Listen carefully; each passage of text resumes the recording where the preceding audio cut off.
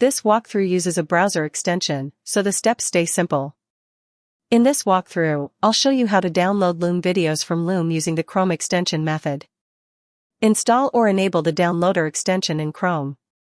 Navigate to the Loom page with the Loom videos. Start the video, then click the extension icon. When the media appears, choose the correct file and download it. The key is to let the extension scan after the video starts playing, then save the detected media file. Only download content you have permission to save, and follow the platform's rules.